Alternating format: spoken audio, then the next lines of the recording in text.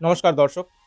Russia দ্বারা 2014 সালে Crimea অধিগ্রহণ এবং 2022 সালে ইউক্রেনে আক্রমণের পর মার্কিন যুক্তরাষ্ট্র, ইউরোপীয় ইউনিয়ন এবং অন্যান্য মিত্র দেশগুলির দ্বারা রাশিয়ার উপর বেশ কয়েকটি পশ্চিমা নিষেধাজ্ঞা জারি হয়, যার ফলে রাশিয়া জ্বালানি, প্রতিরক্ষা এবং প্রযুক্তির মতো বিভিন্ন ক্ষেত্রে আর্থিকভাবে ক্ষতির সম্মুখীন হয়।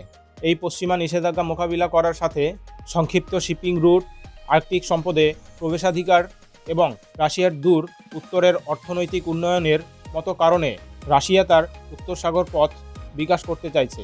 আর্কটিক অঞ্চলে প্রচণ্ড ঠান্ডার কারণে সমুদ্রে বরফ তৈরি হয়, যা সাধারণ জাহাজগুলির পথকে বাধাগ্রস্ত করে।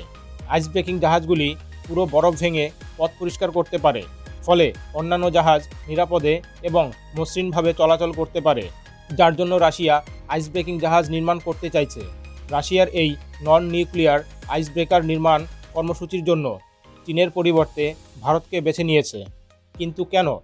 ভারতের একটি রাষ্ট্রায়ত্ত এবং অপরটি বেসরকারি জাহাজ নির্মাতা 4টি নন নিউক্লিয়ার আইসব্রেকার নির্মাণ করবে, যার মূল্য প্রায় 6,000 কোটি টাকা।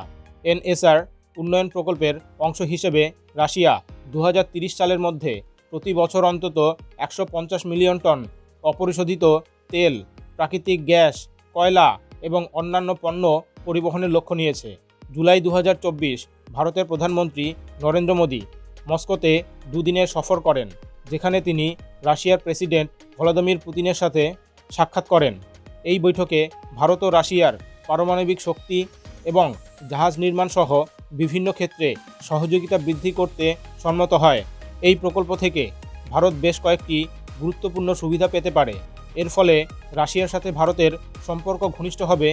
এর ফলে ভারতের জাহাজ নির্মাণ শিল্প আরও উন্নত হবে। এই নির্মাণ প্রকল্পের মাধ্যমে ভারত আর্কটিক বিষয়ক আলোচনায় কৌশলগত ভূমিকা রাখতে পারবে। কিন্তু এই নির্মাণ কার্যে চীনকে বাদ দিয়ে ভারতকে অংশীদার করা হয়েছে, কারণ পশ্চিমা নিষেধাজ্ঞা এবং অন্যান্য চ্যালেঞ্জের কারণে ইউরোপীয় জাহাজ নির্মাণ কারখানাগুলি রাশিয়ার জন্য জাহাজ নির্মাণ করতে অক্ষম।